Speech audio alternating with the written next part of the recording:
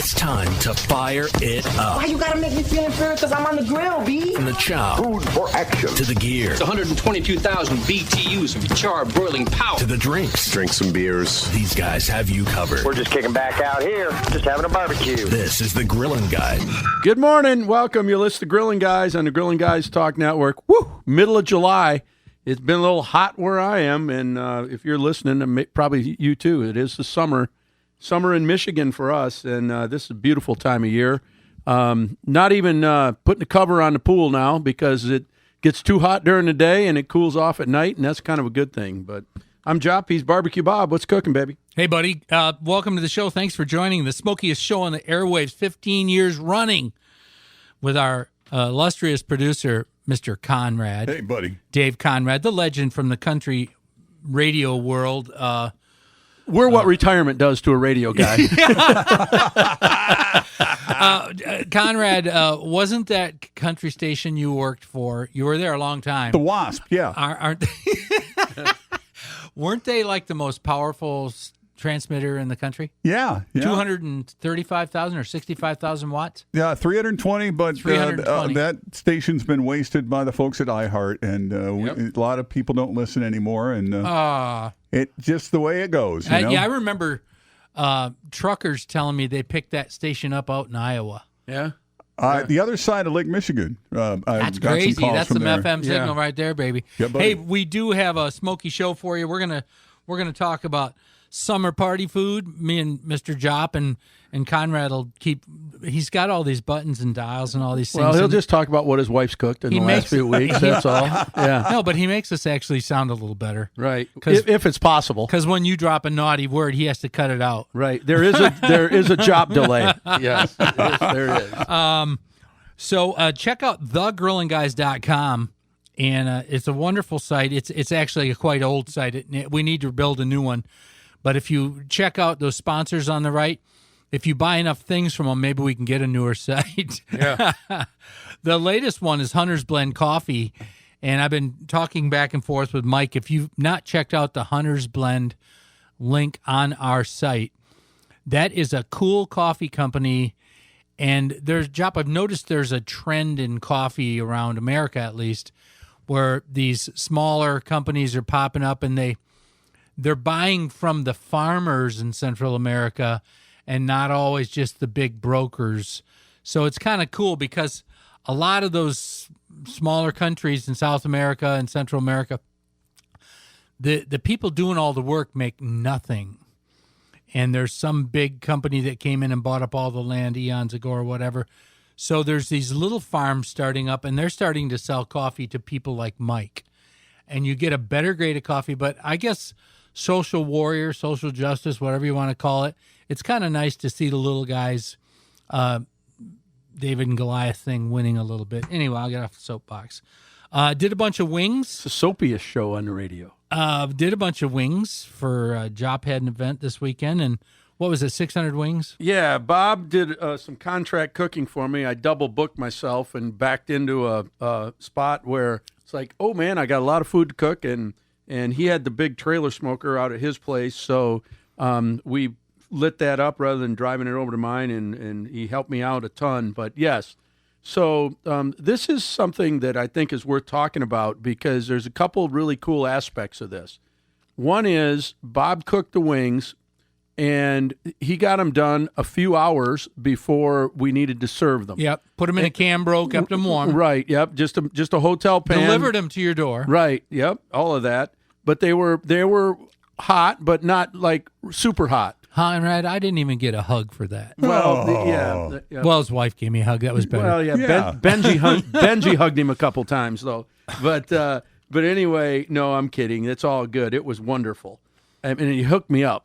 So what'd you do with those hot wings? Well, we got over to this big 4th of July party, and they wanted to start eating about 5:30. Turns out it's about 7 before anybody touched anything. Oh. But I got a couple things I want to share with you. What we did is kept tequila? Yeah, Did right. you do tequila? There was a lot of everything flowing on.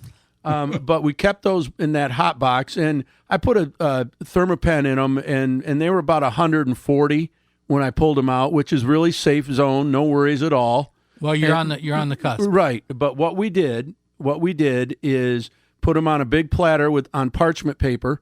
That was Bob's recommendation because it cleans up so easy. And I'd roll them in Learned it from my wife. Either barbecue sauce, buffalo sauce, or garlic parm. What was your favorite? My favorite is just the dry rub that we have. What was the people's favorite? People's favorite was garlic parm.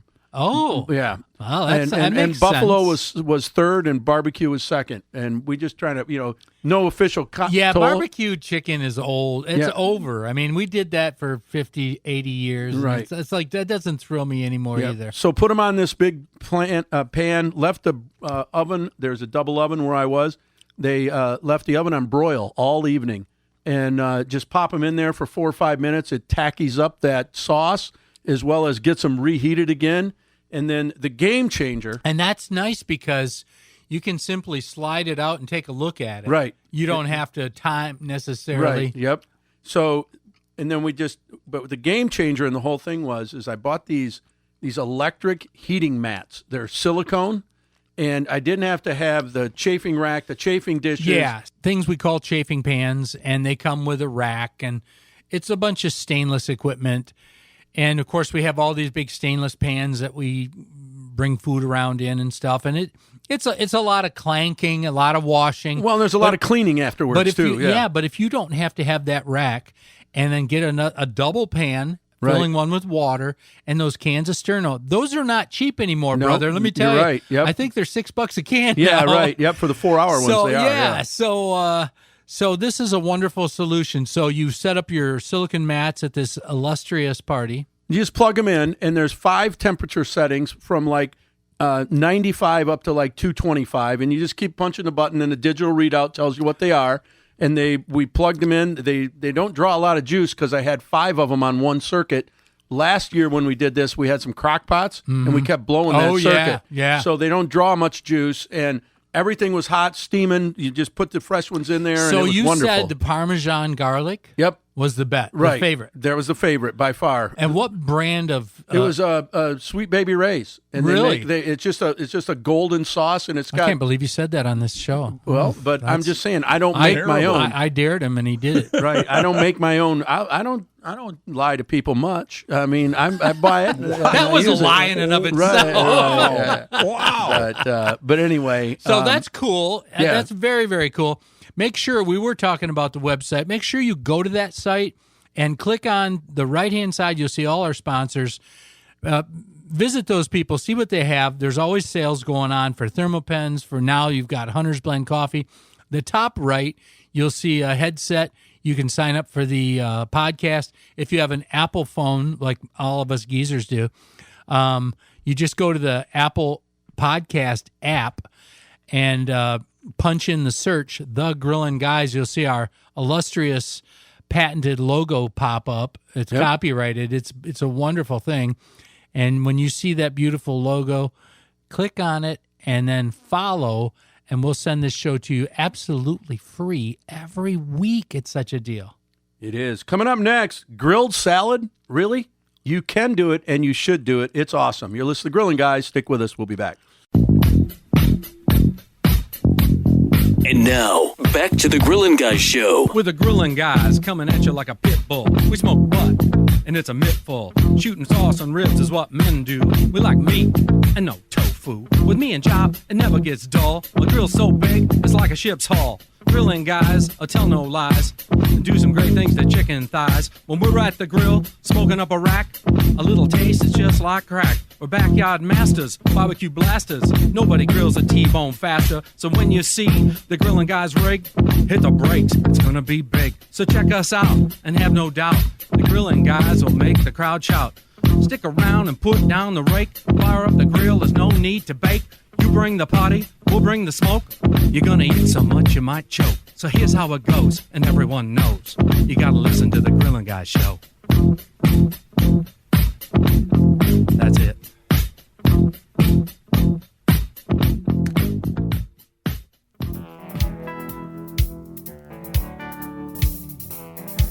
Now hit me.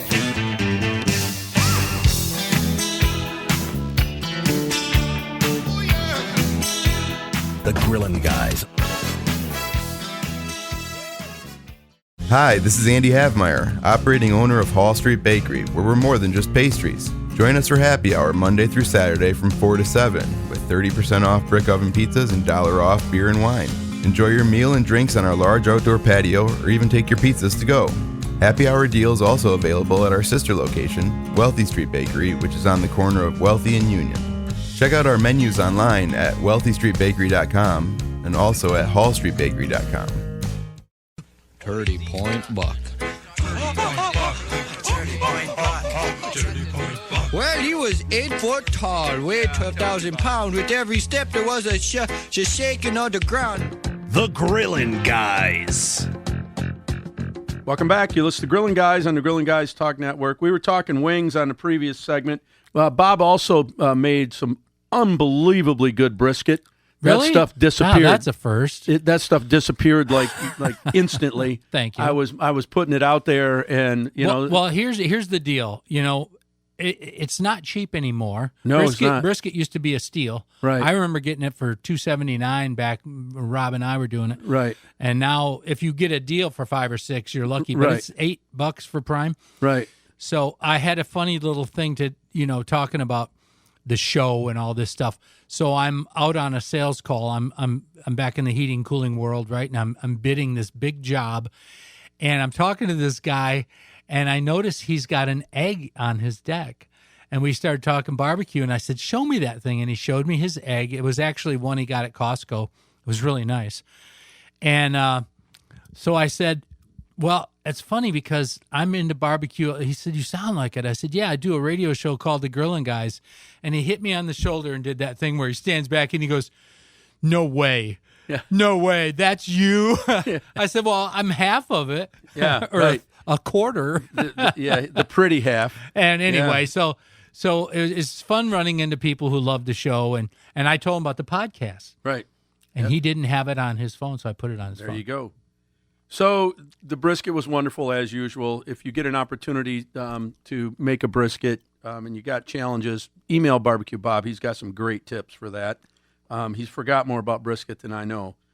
But one thing I do know about is I do a grilled salad in the summer, and for people that have never had it, they're amazed at how good it is, and those that do have it want it again. Okay, I have to timestamp again. Okay. Because the first time when we first did this show, it was on another network, and it was a very big sports network. And Jop was new to the show. I was trying to do it with disc jockeys from whatever. Now he does it with disc jockey right here. Yeah. Yeah, I think Kevin Matthews was on one of the first shows, yeah, he right? did the very first show, yes, Yep. and now he's here. Right. So anyway, Jop comes in, and now he and I are doing the show together, and one of the first few shows, he comes up with this grilled salad, and I think I might have even lambasted him live on the air because it was like, "Oh, you can't do this. This is wrong." Yep. But then it's he right. made it for me. Yeah. So What, he's grilled salad? Yeah, so let me go with this. You know what romaine lettuce is? They come in a big, long, long tubular piece, right? But they're and you peel off a couple of the outside, and it turns into this little square. Okay, then I rubbed it with orange infused olive oil. Just rub it on there, and you put it on a really hot grill, and you sear it on the three sides. And when you get he missed a step. He cut it into quarters. No, I don't. Not until I serve it. Oh, Not you until said it's- you sear it on three sides. Just the no, outside? it's square. 1, 2, 3, 4. Rotate the whole head. Oh. Of the so it if you take off the outer leaves, it turns into this little rectangular square like a block of Velveeta cheese. Yeah. About that size. So I rub it with this blood orange infused olive oil from Old World Olive Company is where we get that.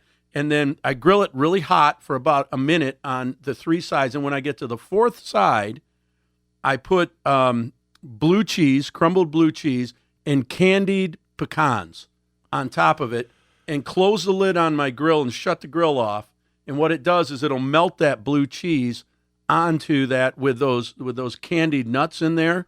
And then you take it off, and I put a little orange balsamic on it too, so you're getting this whole orange flavor on there, and then you just serve it on the plate with it's grilled. It's got char marks on the outside, but it's a warm salad, but it's so freaking good. And you can put blue cheese dressing on the side. A lot of orange going on here. He might be an Auburn fan. Yeah, orange and blue cheese. But so I do it differently because I had it from you and you quartered it. No, you didn't quarter it. You serve. Everybody gets a whole the thing, whole thing because there's the core on the end is not edible, so you end up with like 6 inches of. I had it at a restaurant maybe or somewhere where they quartered it and then they grilled it. Yeah, and that was good too. And then Sure. they put because you get a smaller amount that way. Right. Because otherwise, depending on how big the romaine is, it can be quite a bit. Yep. But it's wonderful. It's not my recipe, but it's one I've kind of perfected with that olive oil and balsamic on there. It's just something fresh and bright and different. So you probably want to get those.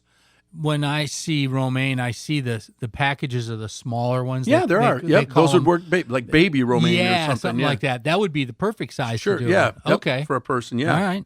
Yep. But well, there's your Jops grilled salad. Yeah. It's not just a myth; it's a legend. Right. Wow. Yeah. And it's on thegrillandguys.com. Sure. Mind blown. Just never heard of grilled man, salad. you got to try it. It's Surprisingly really good. Yeah. The blue cheese and The whatever you sweet put on little it. pecans and the balsamic. There's a tang sweet. Oh, it's good. Mm-hmm. Salty with the cheese. So if you have the candied walnuts, you could do those. Yeah. too. Yep. And any Pecans, kind of walnuts, a sweet either little one. nut Yeah, like that. Yep. So grilled tuna steak. Have you ever done one? Oh yeah, wonderful. It's a quick cook. It is. It's a really quick cook, but they're good. Say that 3 times fast. I tried it twice, and that's enough. Yeah. It's from my time in the Pacific in the military, I grew very fond of tuna because we used to go out and catch it, right? And fresh tuna is just so phenomenal. Well, up here in Michigan, if that's where you're listening, you're not going to get fresh tuna. It's ish, but you're going to pay ransom for it. So what you're going to probably find is frozen tuna steaks, and there's different grades, but you can just look at them. You can look at that tuna steak, and you can see if it's one that you want on your plate or not. If they cryovac it and froze it, they flash freeze them.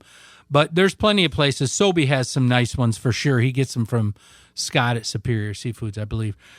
Anyway, you can thaw that thing. Depends on how you're going to serve it, but you'd probably want to thaw it. And I would suggest thawing it, take it out of the plastic, rinse it, and then put it on a wooden butcher block or cutting board and let that thing thaw. Maybe cover it, but let that thing thaw for 2 hours. And then room temperature. Yep. Get it warmed up enough so that it's thawed, and then rub it with a nice EVO, and put a little sea salt, some pink sea salt, and some fresh cracked black pepper. And now, when you're going on the grill, take an onion. If you have an onion baster or anything like that, get some oil on your grate.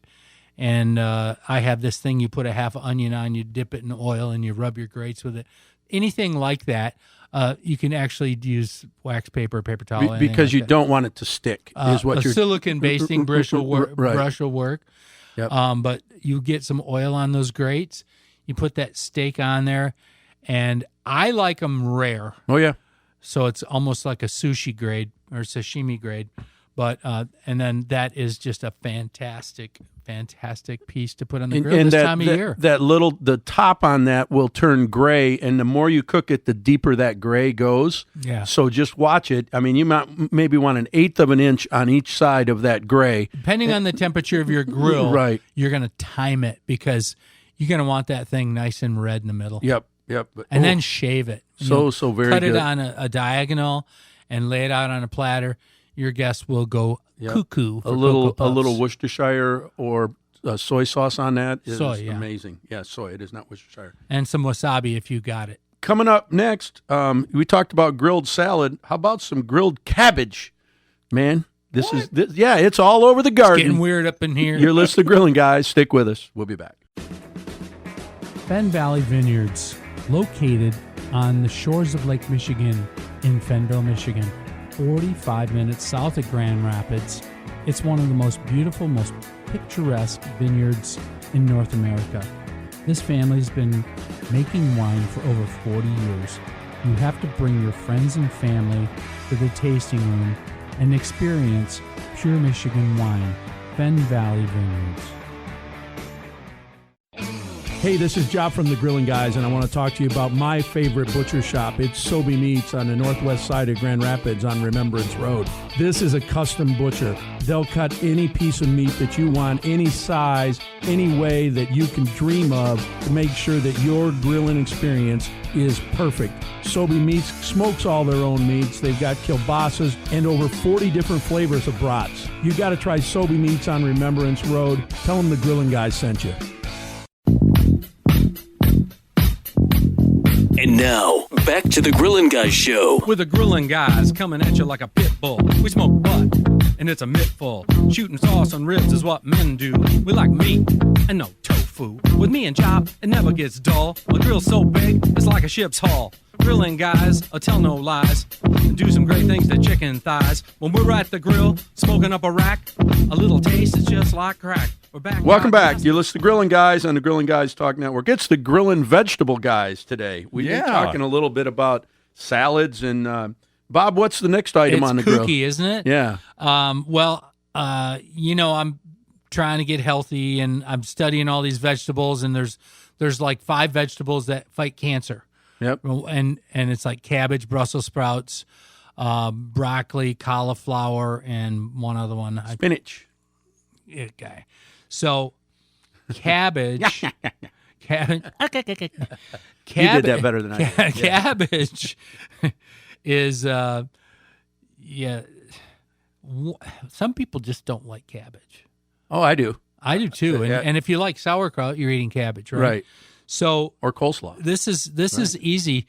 So with a cabbage, a full head. Yep. You want to peel off the nasty leaves on the outside because they're always beat up.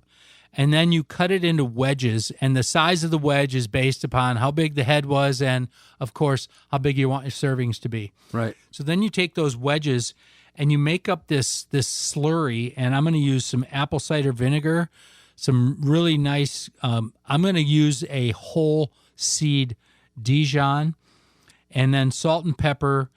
I'm going to put some chopped garlic in there and some nice paprika and EVO, and you're going to make up this beautiful paste or basting sauce. But not too thin. You want it a little bit thicker so it sticks? I mean, is that why you're using the Dijon in there? Or? I'm going to say it's like a medium texture. Okay. You want it to soak into the cabbage. Oh, yeah. And all that thick stuff will stick on the outside, but you're just going to baste the 2 cut sides, so it'll run into the cabbage, and then you throw that on the grill again, grease your grill up a little bit, and you're going to get it so that you have some nice grill marks. So if you want to quarter it when you're doing it, you can. Then you flip it over, quarter it, get your sear marks, but you also want it to cook a fair amount. So you're going to have to practice with this because it's. I can't tell you the timing because the size and temperature, grills all vary. But you're going to probably have 4 minutes on each side, maybe.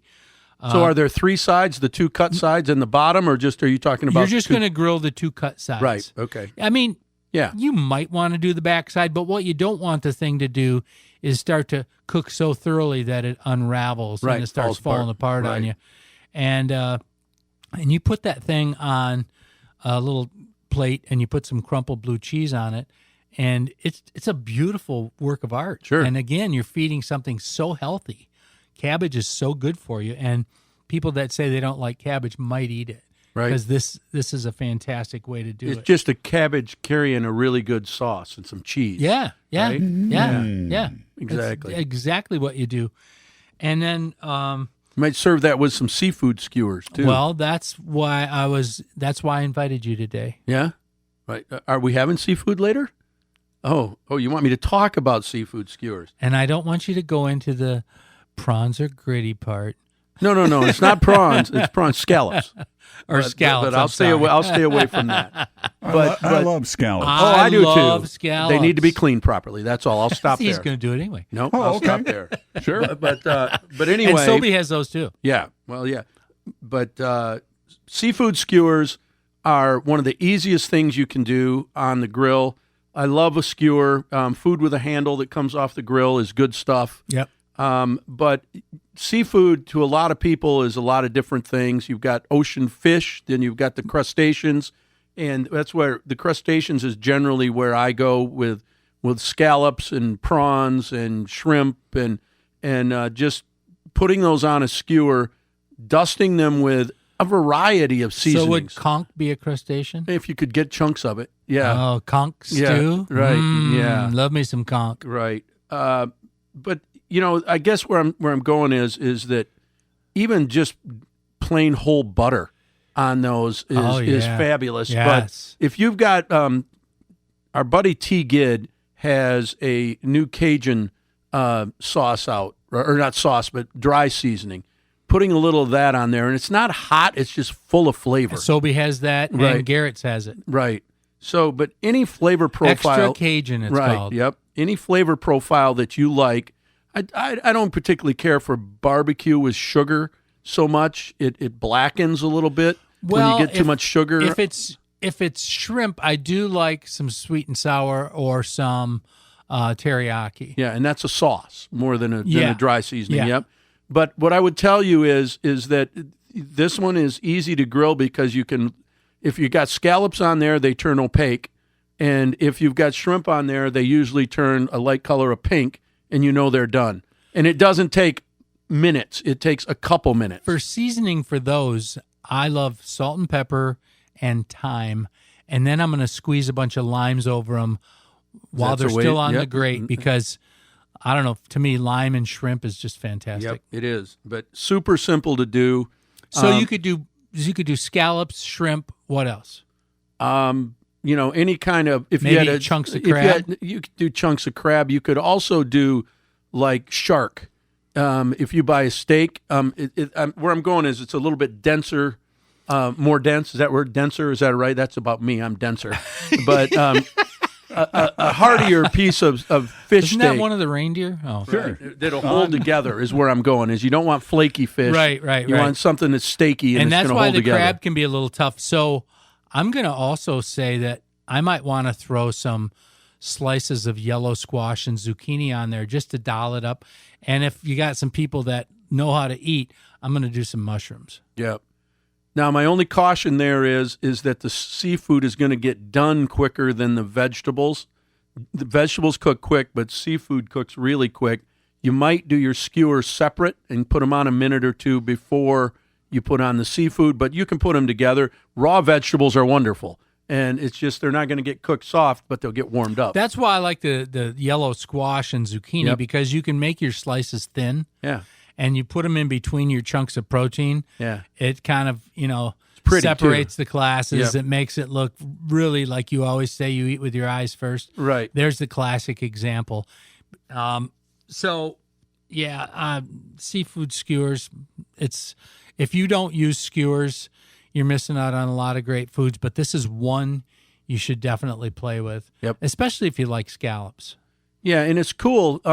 We had a little pool party over the 4th of July, and I did ribeye steaks and shrimp skewers. Nice. And it was just a wonderful. The thing was, I overbought. I bought a rib. We had 4 couples, so there was 8 of us, and I bought 8 ribeyes, and then I bought 2 pounds of shrimp, and there was 2 skewers of shrimp and a ribeye. And the ladies, I could have got 2 ribeyes for the 4 ladies because each one of them left over half of their steak, but the shrimp were gone. Nice. And so there's a tip for you is you almost can never make too many shrimp, but the steak and the shrimp was just too big of a meal. The guys were working to get it eaten. So it was, and the ribeyes were maybe like 12 ounces each. Wow. They weren't jumbo, but nice. with perfect size for that most with people. a dozen shrimp. I tried to put 6 shrimp on each skewer. A dozen shrimp and a ribeye. But what a quintessential summer meal! It was so cool coming off the grill. So hungry. And so a little garlic bread. I mean, what else? You got it. Yeah. Oh. And somebody made a German potato salad. Love it. Oh, with that Love little it. tang The to warm? it. Yeah. Oh. Yeah. It was Yes. amazing. So Yes, what a great summer barbecue. Super easy too. I was 15 minutes on the grill with everything, and we were done. Perfect. So yeah, it wasn't an all day cook when it's 100 degrees out. You just did that, and I did 600 wings. yeah, right. Yeah, no, the smoker did 600. You worked your butt off doing it, though. Yeah, I know you did because I've done it before. It's not any fun. Coming up next, maybe some. We talked a little bit about German potato salad, but Bob's got an easier one than the one that I just talked about. No, mine was really easy because somebody else brought it. But anyway. And how about some appetizers too coming up next? There's so many grazers around the pool that you don't sit down a lot. When you got a lot of people over, they eat in constant. And I have one for you that you're going to like. All right, cool. Everybody. All right, you're listening to Grilling Guys on the Grilling Guys Talk Network. Stick with us. We'll be back with some appetizers. Barbecue Bob for Garrett's Appliance. Lots of folks are remodeling, and if you are, you owe it to yourself to go to Garrett's Appliance. They made my kitchen the perfect example of elegant and functional. Visit either location, 29th Street in Kentwood or 28th Street in Wyoming. Garrett's Appliance also has a super lineup of patio kitchen equipment, and you can count on their design team for a perfect outdoor grilling area. Visit Garrett'sAppliances.com. That's Garrett'sAppliances.com. I am a guy and I like fire. The Grilling Guy. Welcome back. You listen to Grilling Guys. Sometimes the best part of the show never makes the air, but anyway. Thanks for tuning in. If you're just tuning in, you haven't missed a lot. We're just talking a lot about grilling and a lot about the cool things to put on the grill for the summer. So we do things backwards. You can eat your dessert first with the Grilling Guys. So now we're going to talk about appetizers here at the end of the show, right?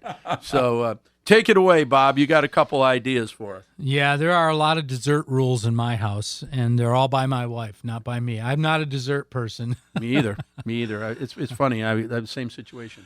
So this is, it's fun when you're doing these events and you're going to parties and you have to bring something, and it's always, you don't want to show up with the same thing everybody's bringing. Oh, you brought the chili cheese dip. Or macaroni salad. There's 5 of them, yeah. Oh, how'd you ever think to put tuna and mayo in with macaroni? It's amazing. Yeah. And it's in the sun. Yeah. So this one is a jalapeno corn dip.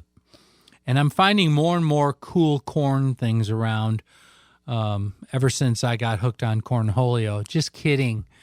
Poor guy. It's not funny. Cornholio's the poor guy. Beavis and Butthead. Come on.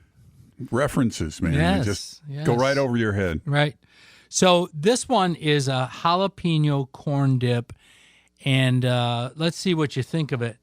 But it's going to be sweet corn kernels, cream cheese. You're going to have to warm up that cream cheese. Sour cream, shredded Monterey Jack, and some bacon crumbles. And you're going to put this in a skillet, in a nice Lodge cast iron skillet that you're going to probably want to put some bacon grease or some tallow in and grease it up real nice. Put that in there and set that on your grill. Shut the lid. Indirect grilling for about a half an hour. If you open it up and the top is kind of bubbly and it's getting a little bit brown, it's ready. Yep. And you bring that out and set it on a table, and people are going to go, "What's that?" And you're going to go, "Oh, it's a corn dip." And they're going to go, "Weird." And then they'll try it and they'll go, "Holy cow." But the jalapenos, I don't know if I mentioned those or not, but it takes jalapenos as well. Okay. Just the right bite, because, I think everybody likes corn. I don't know many people that don't like corn on the cob. It's kind of like you could use fresh corn, but here's the beauty. This recipe will go in the middle of winter with a bag of frozen corn, too. So, you can have your Bahama party in February if you don't get to go and serve a nice summer dish in a cast iron skillet. And that's just a great presentation, like buffalo chicken dips and all these different things we do. This is just another easy one to do like that. Okay, so I've got a tool coming for you that I bought, and it's relevant to this, is that I was watching reels on Facebook, just like everybody does, and there is a tool out there. It's about a foot long. It's on a handle, little rod, and then on the end of it is like a half moon shaped piece of flat metal. And it's just an arch, and the handle's right in the middle of it, and it's got a sharp front edge, and you put that stand the corn on end and go down from top to bottom. What noise is that? Okay. Just like that, and it takes the kernels off. Right off, you just go boom, boom, boom. You hit it 3 times, you got all the kernels off in the ear. Yeah, not those raw. Those little metal tightener things. Yeah, right. Well, it's a tool about a foot long. How many did you buy? And one for you, one for me. Good. Yeah, but it's got an arch on it, right? The same arches would be on a because I cob fell of corn. for one of those ads too, and I bought one of these. I bought 2 or 3 of them, and I would have given you one, but I chucked them after I bought them. Right, exactly. They were horrible. It was it's like $12 a piece, so I'm hoping it's a little bit nicer than a piece of junk. But we'll see. The one I got was so cheesy. They're still in the drawer. Yeah, but anyway, we're going to give it a run because my wife doesn't like getting the butter and everything all over her face while she's eating corn. So I'd like to take it off, and with a knife. You cut some of them in half because you're going to cross some of the kernels with a knife. This thing's going to be curved. Right, you're going to go under them all and then turn it and go. The one I bought looked like a set of tongs, and it had 2 little blades on it. Oh, yeah. And the blades just went all wonky every time you tried sliding it down an ear. It didn't work. Right.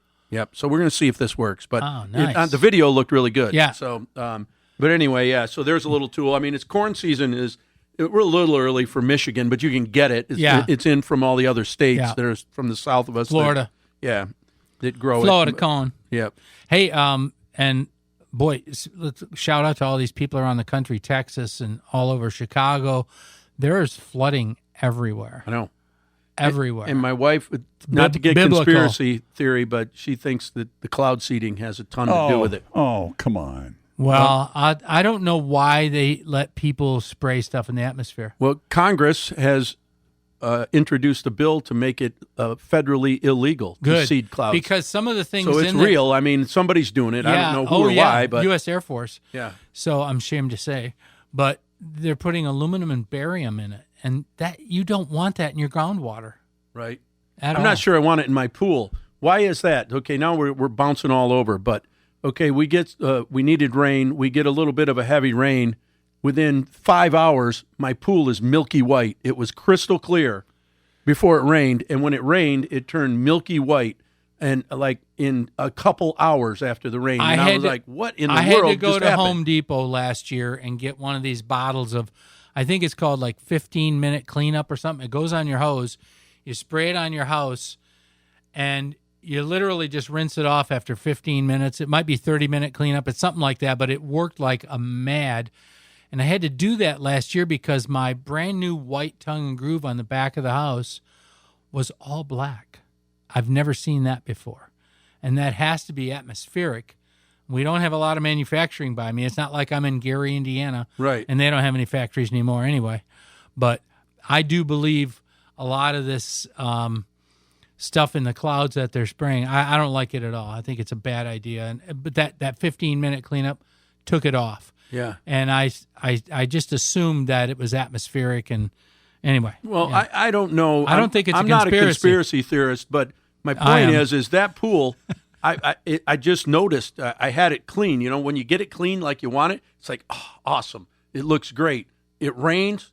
I'm out there an hour later after the rain. It's like milk. Well, for the same reason I don't cook in aluminum foil, right? I don't want that stuff in my water or my food or my shots. Yeah, right.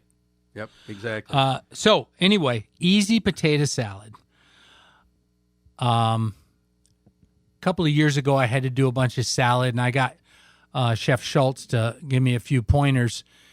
And this wasn't one of his pointers. My daughter-in-law turned me on to this. When you're doing potato salad. But it was worth mentioning Chef Schultz because he's a smart guy. I'm going to bring him in. But the first thing I learned to do from Allie was to cube my potatoes before I boil them. My mother always boiled potatoes and then cut them up. Well, they're too hot, for one thing. And they want to fall apart on you.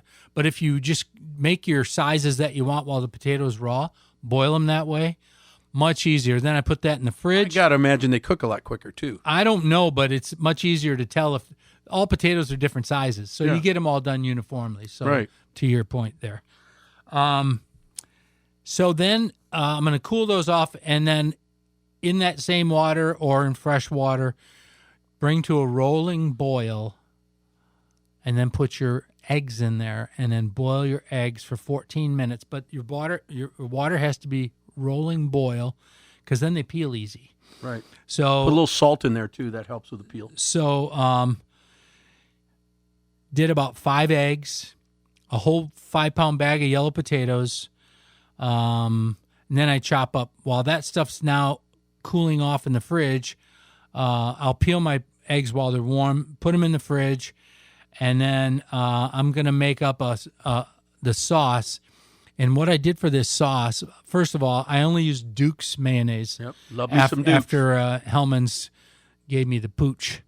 They denied my complaints about the crap I found in their mayonnaise. Anyway, I put in a couple nice big scoops of Duke's, and then I'm going to put in some Greek yogurt. Oh, yeah. And whatever you like to season it with, I did probably salt and pepper and a bunch of sweet relish. Mm-hmm. And then that chopped up celery. I make that into a sauce, and I put the potatoes, pour that over the bowl of potatoes, and then I cube up some of those eggs, and then I'm going to save the last 2 and slice them for the top. Yeah. And then put paprika over the top. That's so easy. Right. And it's absolutely a fantastic. There was just a touch of mustard in it, but I pretty much like the white potato salad the best. Yep. And mustard puts a little zip in it. It was just absolutely to die for. Well, hey, you've been listening to Grilling Guys on the Grilling Guys Talk Network. We appreciate you tuning in each and every week. This is the time of year. Get out in your backyard, fire up a grill, create some grill envy in your neighborhood, and check out the Grilling Guys if you need a recipe or two. We'll talk with you next week. Hooah! With the Grilling Guys coming at you like a pit bull. We smoke butt, and it's a mittful. Backyard masters, barbecue blasters. Nobody smokes a T-bone faster. So when you see the Grilling Guy rig, hit the brakes, it's gonna be big. Stick around and put down the rake. Fire up your grill, there's no need to bake. You bring the party, we'll bring the smoke. You're gonna eat so much you might choke. So here's how it goes, and everyone knows. You're gonna listen to the Grilling Guy show.